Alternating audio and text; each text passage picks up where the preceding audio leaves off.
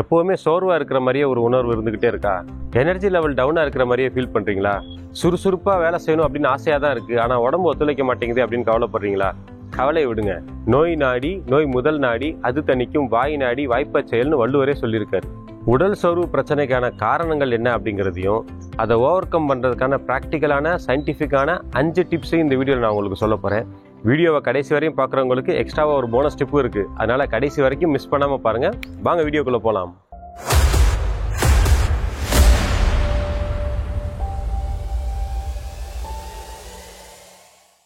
நம்ம சோர்வாக இருக்கிறதுக்கான 5வது காரணம் என்ன அப்படின்னு பார்த்தீங்கன்னா சாப்பாட்டை பொறுத்த வரைக்கும் நம்ம கம்மியாக சாப்பிட்டாலும் நமக்கு உடம்பு டயர்டாக இருக்கும், நம்ம நிறையா சாப்பிட்டாலும் நமக்கு அசதியான ஃபீலிங் இருக்க தான் செய்யும். ஏன்னா நம்ம நிறையா சாப்பிடும்போது நம்ம சாப்பாட்டை செமிக்கிறதுக்காகவே நம்ம குடல் பகுதிக்கு அதிகமான ரத்த ஓட்டம் தேவைப்படும். ஸோ நம்ம மற்ற மசில்ஸ்க்கு போகிற ரத்தம் எல்லாமே நம்ம குடலை நோக்கி போகிறதுனால மற்ற மசில்ஸ்க்கு போகக்கூடிய ஆக்சிஜன் கண்டென்ட் வந்து கம்மியாகும். அதனால மொத்தமாகவே பார்த்தீங்கன்னா உடம்பு வந்து ஒரு டயர்டான ஃபீலிங்லேயே இருக்கும். நம்ம உடம்புக்கு எவ்வளோ சாப்பாடு தேவை, நம்ம சாப்பாட்டோட அளவு போதும் அப்படிங்கிற சிக்னல் நம்ம உடம்பு நமக்கு தானாகவே தரும். ஆனால் அதில் பிரச்சனை என்னென்னா, அந்த மெசேஜ் வந்து ஐஆர்சிடிசியில் நம்ம டிக்கெட் ரிசர்வ் பண்ணும்போது எப்படி ஸ்லோவாக வருது பாருங்கள், அந்த மாதிரி நமக்கு மெதுவாக தான் வரும். ஸோ அந்த சிக்னல் நமக்கு கிடைக்கிறதுக்கு முன்னாடியே நம்ம நிறையா சாப்பிட ஆரம்பிச்சிருவோம். அதனால பார்த்தீங்கன்னா அதை செமிக்கிறதுக்கான எனர்ஜி நம்ம உடம்பு வந்து அதிகப்படியாக செலவழிக்கிறதுனால நமக்கு ஓவராலாக ஒரு டயர்ட் ஃபீலிங்லேயே எப்போவுமே இருப்போம். அதே மாதிரி நம்ம சாப்பாடு கம்மியாக சாப்பிட்டோம்னா நம்ம உடம்புக்கு தேவையான சத்துக்கள் வந்து நமக்கு சரியான அளவுக்கு கிடைக்காது. நம்ம சாப்பாட்டில் கார்போஹைட்ரேட் மட்டும் இல்லாமல் ஓவராலாக நமக்கு விட்டமின்ஸ், மினரல்ஸ், அயன், மெக்னீசியம் இந்த மாதிரி சத்துக்கள் நம்ம சாப்பாட்டில் இருக்கிறது ரொம்ப முக்கியம். அதுலேயும் குறிப்பாக விட்டமின் B12, விட்டமின் D3 இதுகள்லாம் இல்லைன்னா நம்ம உடம்பு எப்போவுமே ஒரு டயர்ட் ஃபீலிங்லேயே இருக்கும். ஸோ நம்ம சாப்பிடும்போது ஒரு பேலன்ஸ்டு மீல் சாப்பிட்றதுக்கான முயற்சி பண்ணுங்கள். நம்ம சாப்பாட்டில் அதிகப்படியான காய்கறிகள், பழங்கள், மீன், லீன் மீட், சிக்கன், கீரை வகைகள் இதுகளை நம்ம நிறையா சேர்த்துக்கிட்டோம்னா இந்த மாதிரி சத்துக்கள் வந்து நமக்கு குறையாமல் இருக்கிறதுக்கு இந்த உணவுகள் நமக்கு உதவியாக இருக்கும். அதே மாதிரி நம்ம சாப்பாட்டில் ஜங்க் ஃபுட்டையும் எண்ணெயில் முங்கி பொரிக்கக்கூடிய டீப் ஃப்ரையான உணவுகளையும் தவிர்க்கிறது வந்து ரொம்ப நல்லது. ஏன்னா இந்த மாதிரி உணவுகளை செமிக்கிறதுக்கு நம்ம உடம்புக்கு வந்து நிறைய எஃபர்ட் போட வேண்டியிருக்கும். ஸோ இந்த மாதிரி உணவுகளை தவிர்த்துக்கிட்டு சத்தான உணவை சாப்பிட்டோம்னா அந்த உணவு சீக்கிரமாக ஜீரணமாகி அதோடைய சத்துக்கள் நமக்கு கிடைச்சி நம்ம நாள் முழுக்க புத்துணர்ச்சியாக ஃபீல் பண்ணலாம். 4வது பாயிண்ட் என்னன்னா தூக்கத்தை பொறுத்த வரைக்கும் தூக்கத்தோடைய அளவு, தூங்குற நேரம் ப்ளஸ் ஸ்லீப் குவாலிட்டி இது 3மே ரொம்ப முக்கியம். ஏன்னா தூக்கங்கிறது வெறும் உடம்புக்கு கொடுக்கக்கூடிய ரெஸ்ட் மட்டும் கிடையாது. தூங்கும்போது நம்மளுடைய பாடி டெம்பரேச்சர் ஸ்டெபிலைஸ் ஆகும், நம்மளுடைய மசில் ரிப்பேரிங் ப்ராசஸ் நடக்கும், நம்ம இன்டர்னல் ஆர்கன்ஸோட கிளீனிங் ப்ராசஸ் நடக்கும். ஸோ இது எல்லாமே தூக்கத்தோட ஒரு பகுதி. அதனால நம்ம சரியான அளவு தூங்குறது ரொம்ப முக்கியம். நிறைய பேர் தூக்கத்தில் பண்ணக்கூடிய தப்பு என்னன்னா, நான் ஆவரேஜாக 7 மணி நேரம் தூங்க தான் செய்கிறேன், ஆனால் நான் நைட்டு ஒரு 4 மணிக்கு படுத்து காலைல ஒரு 11 மணிக்கு எந்திரிக்கிறேன் அப்படின்னு பண்ணிக்கிறாங்க. ஸோ நம்ம 7 மணி நேரம் தூங்குறோம் அப்படிங்கிறது முக்கியம் கிடையாது, அந்த 7 மணி நேரம் சரியான நேரத்தில் தூங்குறோமா அப்படிங்கிறது தான் முக்கியம். ஸோ எப்போவுமே நைட்டு 10 மணிக்கு படுத்து காலையில் 5 மணிக்குள்ளே எந்திரிக்கிறது நம்ம உடம்புக்கு ரொம்ப முக்கியமானது. ஏன்னா நம்ம பாடிக்குள்ள ஒரு இன்டர்னல் கிளாக்னு ஒன்று இருக்குது, அதை வந்து சர்காடியன் ரிதம் அப்படின்னு சொல்லுவாங்க. இந்த இன்டர்னல் கிளாக் எப்போவுமே சூரியனை பேஸ் பண்ணி தான் இருக்கும். நம்ம பாடியோட இன்டர்னல் கிளீனிங் மெக்கானிசம் ப்ளஸ் பாடியோட செல் டிஷ்யூவை ரிப்பேர் பண்ணுறது இந்த மாதிரி வேலைகளை நம்ம உடம்பு சரியாக செய்யணும் அப்படின்னா அந்த நேரத்தில் நம்ம தூங்குறது ரொம்ப அவசியம். ஸோ குறைஞ்சபட்சம் ஒரு 7 மணி நேரம் நீங்கள் தூங்குற மாதிரி பார்த்துக்கோங்க. அந்த 7 மணி நேரமும் நைட்டு 9லேருந்து காலையில் 5 மணிக்குள்ளே இருக்கிற மாதிரி பார்த்துக்கிட்டிங்கன்னா அடுத்த நாள் நீங்கள் ரொம்ப ஃப்ரெஷ்ஷாக எனர்ஜெட்டிக்காக ஃபீல் பண்ணுவீங்க. அதே மாதிரி தூக்கத்தில் பல ஸ்டேஜஸ் இருக்குது. அதில் முக்கியமான ஸ்டேஜ் எதுன்னு பார்த்தீங்கன்னா REM அண்ட் நான் REM ஸ்டேஜஸ்ன்னு சொல்லுவாங்க. நம்ம தூங்கும்போது பார்த்தீங்கன்னா நம்ம தூங்கும்போது நம்மளே பார்க்க முடியாது, வேற யாராவது தூங்கும்போது அதை கவனித்து பார்த்தீங்கன்னா அவங்களோட ஐபால்ஸ் வந்து மூவ் ஆகிக்கிட்டே இருக்கும். அந்த ஸ்டேஜ் தான் இனிஷியல் ஸ்டேஜ் ஆஃப் ஸ்லீப். இந்த ஐபாலோடைய மூவ்மெண்ட்ஸ் கம்மியாகி நம்ம தூங்கக்கூடிய ஸ்டேஜுக்கு பேர் தான் நான் REM ஸ்டேஜ் அல்லது டீப் ஸ்லீப். நம்ம எந்த அளவுக்கு டீப் ஸ்லீப் மோட்ல தூங்குறோமோ அந்த அளவுக்கு நம்ம உடம்போடைய internal cleaning mechanism, repairing mechanism எல்லாமே ப்ராப்பராக நடக்கும். டீப் ஸ்லீப் கிடைக்கிறதுக்கு இந்த ஃபாலோயிங் மெத்தட்ஸை ஃபாலோ பண்ணுங்க. நம்ம தூங்குற இடம் டார்க்காக இருக்கிறதும் அந்த இடத்துல சத்தம் இல்லாமல் இருக்கிறது ரொம்ப முக்கியம். ஏன்னா அப்படி இருக்கும்போது தான் நம்ம உடம்புல மெலட்டனின்ங்கிற கெமிக்கல் சுரக்கும். அப்படி சுரக்கும் போது தான் நம்ம உடம்புல உள்ள இன்டர்னல் கிளீனிங் ப்ராசஸ் வந்து சரியான முறையில் நடக்கும். அடுத்து தூங்குறதுக்கு குறைஞ்சபட்சம் 2 மணி நேரத்துக்கு முன்னாடி எலக்ட்ரானிக் கேட்ஜெட்ஸ் பார்க்கறத அவாய்ட் பண்ணுங்க. ஏன்னா எந்த எலக்ட்ரானிக் கேட்ஜெட்டாக இருந்தாலும் சரி, அது மொபைல் ஃபோனாக இருந்தாலும் சரி, கம்ப்யூட்டராக இருந்தாலும் சரி, டிவியாக இருந்தாலும் சரி, அதுலேருந்து வந்து ப்ளூ லைட்ஸ் வந்து எமிட் ஆகும். ப்ளூ லைட்ஸ் எப்போவுமே நம்ம பிரெயினை ஒரு கான்ஷியஸ் மோட்லேயே வச்சுருக்கோம். ஸோ நீங்கள் தூங்குற வரைக்கும் வந்து எலக்ட்ரானிக் கேட்ஜெட்ஸ் பார்த்துக்கிட்டு இருந்தீங்கன்னா அது உங்கள் மைண்டை வந்து சரியாக தூங்க விடாது. அப்போ உங்களுக்கு டீப் ஸ்லீப் கிடைக்கிறது ரொம்ப கஷ்டமாக இருக்கும். அதனால குறைஞ்சபட்சம் 2 மணி நேரத்துக்கு முன்னாடி இந்த கேட்ஜெட்ஸை பார்க்கறத அவாய்ட் பண்ணுங்க. நீங்கள் நைட்டு ஒரு 10 மணிக்கு தூங்க போறீங்க அப்படின்னா ஒரு 7 மணிக்குள்ள உங்களுடைய டின்னரை முடிச்சுக்கிறது ரொம்ப நல்லது. ஏன்னா நம்ம சாப்பாடு சமைக்கிறதுக்கு குறைஞ்சது ஒரு 2-3 மணி நேரம் ஆகும். அந்த அளவுக்கு கேப் நீங்க தூங்குறதுக்கு முன்னாடி கொடுத்தாதான் நம்ம சாப்பாடு சரியான முறையில் ஜீரணமாகி அந்த சாப்பாட்டில் உள்ள சத்துக்கள் எல்லாம் நம்ம தூங்கும் போது நம்ம உடம்புல உள்ள செல்லுகளுக்கு கரெக்டான முறையில் கிடைக்கிறதுக்கு வசதியா இருக்கும். அதனால சாப்பிட்ட உடனே தூங்காம குறைஞ்சது ஒரு 3 மணி நேரத்துக்கு முன்னாடி உங்களுடைய சாப்பாட்டை முடிச்சிருங்க. நம்ம மைண்டு விழிப்பா இருக்கிறதுக்கும் ஆக்டிவா இருக்கிறதுக்கும் ஒரு முக்கியமான காரணம் வந்து கேஃபைன். ஏன்னா கேஃபைனோட எஃபெக்ட் நம்ம உடம்புல குறைஞ்சது ஒரு 12 மணி நேரத்துக்கு இருக்கும். நீங்க சாயந்தரம் 6 மணிக்கு காஃபி குடிச்சீங்கன்னா அதோட எஃபெக்ட் ஃபுல்லா குறையிறதுக்கு காலையில 6 மணி வரைக்கும் டைம் எடுக்கும். ஸோ நீங்க தூங்கிக்கிட்டே இருந்தாலும் உங்க மைண்ட் வந்து எப்பவுமே கான்சியஸ் மோட்லயே இருக்கும். ஸோ உங்களுக்கு டீப் ஸ்லீப் வந்து கிடைக்காது. ஸோ எப்பவுமே காஃபி குடிச்சாலும் சரி, கேஃபைன் ப்ராடக்ட்ஸ் நீங்க எடுத்துக்கிட்டாலும் சரி, அது குறைஞ்சபட்சம் அதாவது மதியம் ஒரு 12 மணிக்குள்ளே எடுத்துக்கோங்க. அப்படி பண்ணும்போது நம்ம தூங்குறதுக்குள்ள அந்த கேஃபைனோட எஃபெக்ட் முழுமையா குறைஞ்சு நம்ம தூங்குறப்போ நமக்கு டீப் ஸ்லீப் கிடைக்கிறதுக்கு இது ரொம்ப யூஸ்ஃபுல்லா இருக்கும். நம்ம டயர்டா ஃபீல் பண்றதுக்கான 3வது ரீசன் ஒர்க் அவுட். என்னை வச்சு ஒன்னும் காமெடி பண்ணலையே. நீங்க எல்லாம் என்னை கோபமா முறைச்சு பார்க்கறது எனக்கு தெரியுது. ஏண்டா ஏற்கனவே நாங்கள் டயர்டாக இருக்கோம்னு சொல்கிறோம், இதில் ஒர்க் அவுட் பண்ணி எங்களை கூட கொஞ்சம் டயர்டாக்கலான்னு பார்க்குறியா அப்படின்னு நீங்கள் நினைக்கிறீங்க. ஆனால் ஆக்சுவலாக பார்த்தீங்கன்னா நீங்கள் நாள் முழுக்க டயர்டாக ஃபீல் பண்ணுறதுக்கான முக்கியமான காரணமே நீங்கள் எக்ஸசைஸ் பண்ணாமல் இருக்கிறது தான். ஏன்னா எக்ஸசைஸ் பண்ணும்போது நம்ம உடம்புல என்டார்பின் அப்படிங்கிற ஒரு ஹார்மோன் சுரக்கும். நம்ம நாள் முழுக்க புத்துணர்ச்சியாக ஃபீல் பண்ணுறதுக்கு இந்த என்டார்பின் ஹார்மோன் ரொம்ப அவசியமானது. அதே மாதிரி நம்ம ஒர்க் அவுட் பண்ணும்போது நம்ம உடம்போட ஹார்ட் ரேட் லெவல்ஸ் வந்து அதிகமாகும். ஹார்ட் ரேட் ஜாஸ்தி ஆகும்போது நம்ம உடம்புல பிளட் ஃப்ளோ ஜாஸ்தி ஆகும். ஸோ பிளட் ஃப்ளோ ஜாஸ்தி ஆகிறதுனால நம்ம உடம்புல உள்ள மசில்ஸ்க்கு எல்லாத்துக்கும் ஆக்சிஜன் சப்ளை அதிகமாகும். ஸோ ஆக்சிஜன் சப்ளை நிறையா கிடைக்கிறதுனால நம்ம மசில்ஸ் எல்லாமே ஆக்டிவேட் ஆகி எல்லா மசில்ஸும் சரியான முறையில் ஃபங்க்ஷன் பண்ண ஆரம்பிக்கும். ஸோ எல்லா மசில்ஸும் சரியாக ஃபங்க்ஷன் ஆக ஆரம்பிச்சிச்சுன்னா நம்ம பாடி எப்போவுமே ஒரு எனர்ஜெட்டிக் ஃபீல்ட்லேயே இருக்கும். ஸோ நாள் பூரா நம்ம ஆக்டிவாக இருக்கிறதுக்கு எக்ஸசைஸ் ரொம்ப அடிப்படையான ஒரு காரணம். எக்ஸசைஸ்னா உடனே ஐயோ ஜிம்முக்கு போகணுமே, பல மணி நேரம் செலவாகுமே, ஃபீஸ் கட்டணுமே அப்படின்லாம் நினைக்க வேணாம். ஒரு நாளைக்கு குறைஞ்சது ஒரு 15லேருந்து 20 நிமிஷம் நீங்கள் எக்ஸசைஸ் பண்ணாலே போதும். அதுவும் நீங்கள் வீட்டுக்குள்ளேயே அல்லது உங்கள் வீட்டு மாடியிலேயே பண்ணுற மாதிரி சிம்பிளான எக்ஸசைசஸ் நிறையா இருக்குது. உதாரணத்துக்கு ஜம்பிங் ஜாக்ஸ், ஸ்கிப்பிங்,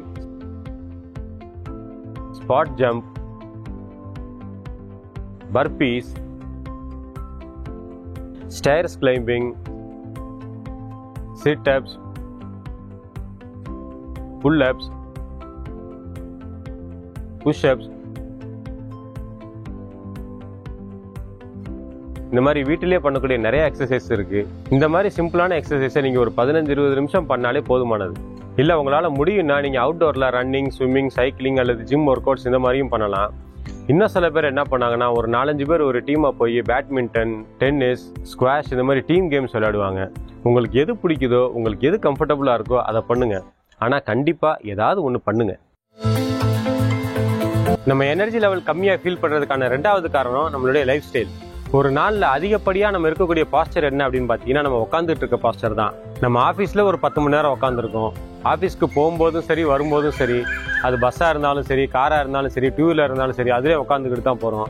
ஆஃபீஸ்ல இருந்து வந்ததுக்கப்புறம் வீட்லேயும் டிவி பார்க்கும்போதும் சரி, மற்ற வேலையை பார்க்கும்போது சரி உட்காந்துக்கிட்டு தான் இருக்கோம். சாப்பிடும்போது உட்காந்துக்கிட்டு தான் சாப்பிட்றோம்.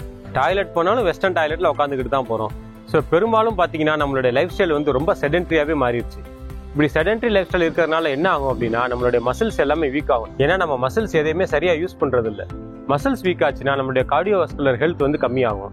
கார்டியோவாஸ்குலர் ஹெல்த் கம்மியாகும் போது நம்ம உடம்புல பிளட் சர்க்குலேஷன் கம்மியாகும். பிளட் சர்க்குலேஷன் கம்மியாச்சுன்னா நம்ம உடம்புல ஆக்சிஜன் லெவல்ஸ் கம்மியாகும். அப்போ மசிலுக்கு போகிற ஆக்சிஜன் கம்மியாகும். ஆக்சிஜன் கம்மியாச்சுன்னா மசில்ஸ் டயர்டாக ஃபீல் ஆகும். மசில் டயர்டாக ஃபீல் ஆனால் நம்மளும் டயர்டாக ஃபீல் பண்ணுவோம். நம்ம டயர்டாக ஃபீல் ஆனால் நம்ம எந்த ஒர்க் அவுட்டுமே பண்ண மாட்டோம். நம்ம மசிலுக்கு வேலை கொடுக்க மாட்டோம்.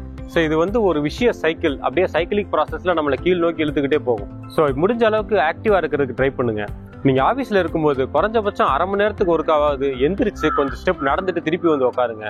ஆஃபீஸில் மீட்டிங்ஸ் அட்டன் பண்ணுறீங்கன்னா இப்போல்லாம் ப்ளூடூத் ஹெட்செட் நிறையா இருக்குது. அந்த ஹெட்செட்டை மாட்டிக்கிட்டு நடந்துக்கிட்டே மீட்டிங் அட்டன் பண்ணுறதுக்கு ட்ரை பண்ணுங்க.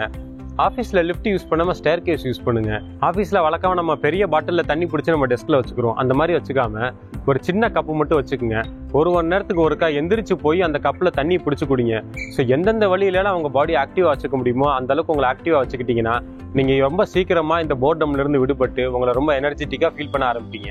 லைஃப் ஸ்டைலில் நம்மளை இம்பாக்ட் பண்ணக்கூடிய இன்னொரு முக்கியமான விஷயம் ஸ்ட்ரெஸ். இன்றைய காலகட்டத்தில் நம்ம எல்லாருமே ஒரு சோசியல் ப்ரெஷர், ஒரு ஸ்டேட்டஸ், காம்படிட்டிவ் மைண்ட் செட், இப்படி பல விஷயங்களுக்காக நம்ம ஓடிக்கிட்டே இருக்கோம். கம்மியான நேரத்தில் நிறைய அச்சீவ் பண்ணிடணும் அப்படின்னு நமக்கு நாமே ஒரு ஸ்ட்ரெஸ்ஸை ஏற்படுத்திக்கிட்டு அந்த ஸ்ட்ரெஸ்ஸிலிருந்து மீள முடியாமல் நம்ம உடம்பையும் நம்ம மனசையும் நம்மளே கெடுத்துக்கிறோம்.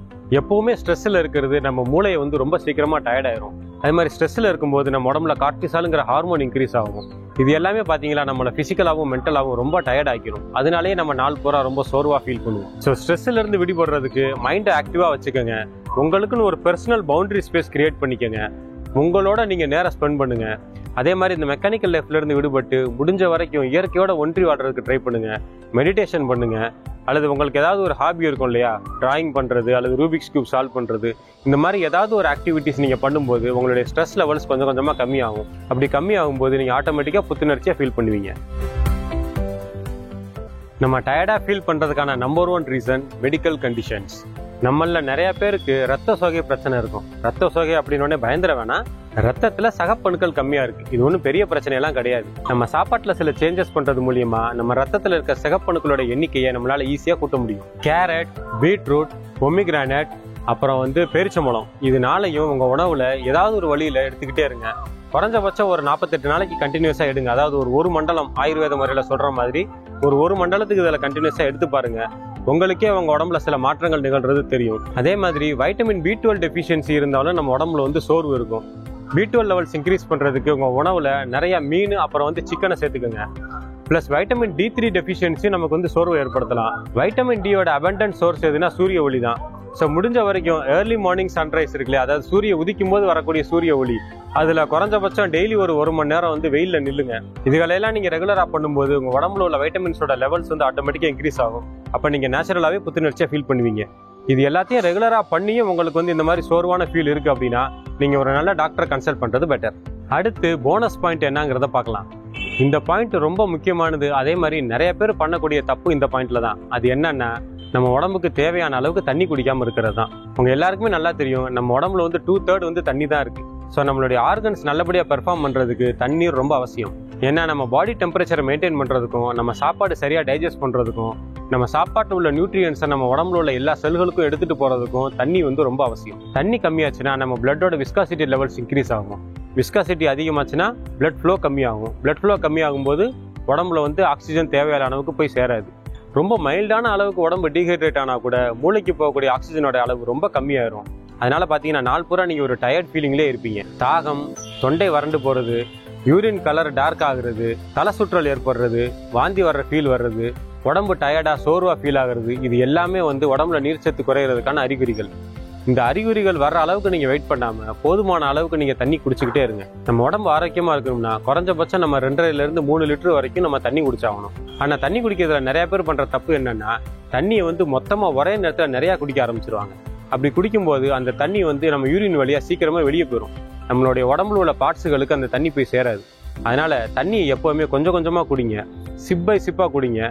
டம்ளரில் வாயில் வச்சு குடிங்க. ஏன்னா நம்ம அண்ணாக்கு குடிக்கும்போது நம்ம தண்ணியோட நம்ம உமிழ்நீர் மிக்ஸ் ஆகாது.